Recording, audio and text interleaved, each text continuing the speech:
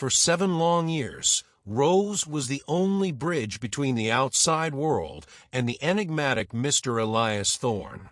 Thorne was not just a billionaire. He was a tech legend who had completely withdrawn from society, living in an isolated compound in the Nevada desert. Rose was his personal assistant, his schedule confidant, and above all, the silent guardian of his reclusion. She managed his finances, his properties, and most crucially, his secrets. The relationship was strictly professional, but charged with a silent tension and an unbreakable rule. Thorne was a man of few words, but one phrase repeated itself like a mantra, a constant warning. He told me not to say anything. This order of silence did not refer to business secrets or contractual clauses, but to something more intimate and deeply disturbing. In 2023, Elias Thorne died. The official cause was multiple organ failure, an unexpectedly mundane end for a man who shaped the future. The world mourned the loss of a genius, but for Rose, the work was just beginning. Her last task, according to the will, was to catalog the contents of Thorne's main office, a space she had never entered while he was alive. What she found there, however, was something that defied physics, logic, and the very definition of death. Elias Thorne built his fortune in the 90s with a data security company that quickly became the global standard for encryption. After selling the company for an astronomical sum, he simply disappeared. His reclusion was not just physical, it was an almost impenetrable digital barrier. He did not use the internet, cell phone, or email, communicating only through encrypted messages sent by Rose.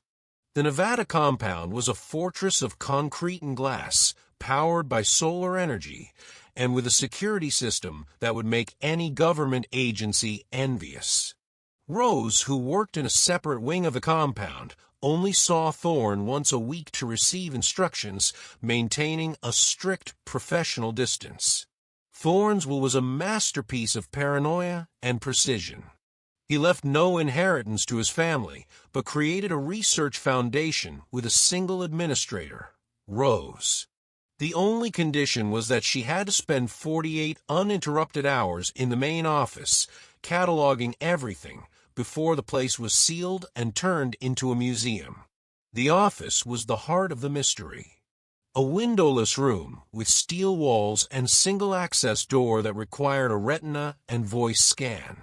Rose knew that the office contained Thorne's true legacy, but the atmosphere of the place was the first sign that something was profoundly wrong. Despite Thorne's death being confirmed 3 weeks ago, the office was strangely warm. Not stuffy warm, but body temperature, as if someone had just left.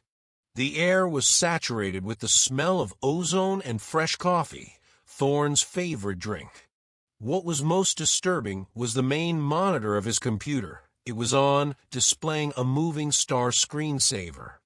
The security system should have shut everything down after the confirmation of death. The anomaly was clear. The office was behaving as if its occupant was only absent, not dead. The mystery was not what Thorne had hidden from the world, but what he had built for himself, a secret that not even death seemed capable of deactivating.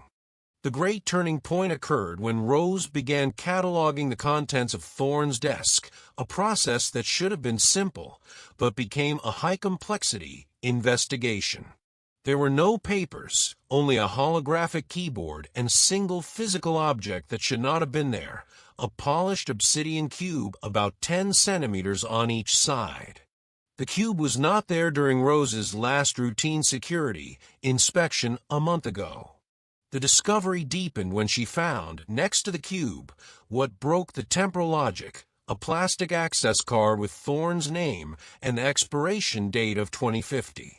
The first unanswered question was obvious. How did a physical object, the cube, appear in a hermetically sealed room, windowless and with military-grade security, after the death of the only occupant? The security system registered no entry or exit. The second point was the access card. Why would a man who died in 2023 have an access card valid for another 27 years? The story became complicated with the computer anomaly. Instead of documents, the hard drive contained only a text file with a single sentence: "Silence is the key. Say nothing." The phrase was identical to Thorne's mantra. However, the system activity log showed that the file had been created after the official time of Thorne's death. This was not a system error, it was a post-mortem communication. The final anomaly lies in the physical structure of the office, which Rose only discovered when trying to move a bookshelf. The wall behind it was not steel, but a composite material that vibrated slightly. By pressing a specific point, the shelf moved, revealing a narrow service tunnel that led downwards. The tunnel was not on any of the compound's blueprints. What was in the tunnel was an industrial cooling system and a small computer terminal. The terminal was on and displayed a single line of code, a 48-hour countdown timer. The exact time Rose had to catalog the office. Thorne's behavioral anomaly became clear. He was not just reclusive. He was hiding from something or someone, or perhaps he was building a way to transcend death itself. The will, the order of silence, the warm office, the post-mortem created file, the obsidian cube, and the secret tunnel are evidence that refuses to fit into the narrative of natural death. What was Thorne building or protecting? What did he know that required such a deep secret that not even death freed him? The case was filed by the Foundation as data security matters, but the lack of conclusion is disturbing. The only certainty is that the official story doesn't fit, leaving a trail of strange decisions and loose ends that were never tied up. Elias Thorne's office was sealed, turned into a technological mausoleum.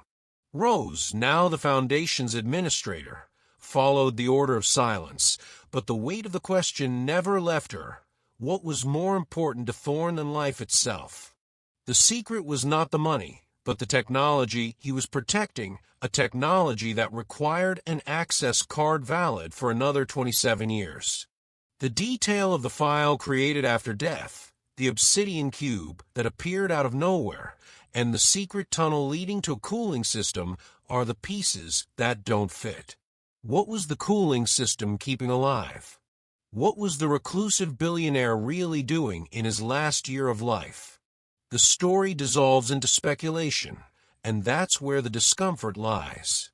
You can close a will, but you cannot close a mystery that defies chronology and human logic. The Nevada compound is now a monument to the lack of conclusion and the feeling that something fundamental was actively hidden, that the story we were told is just the surface of a much deeper and more disturbing truth. That feeling, my friends, is what stays with you. And what did she find that was unexpected? It wasn't the will. It was the proof that Elias Thorne was still, somehow, working.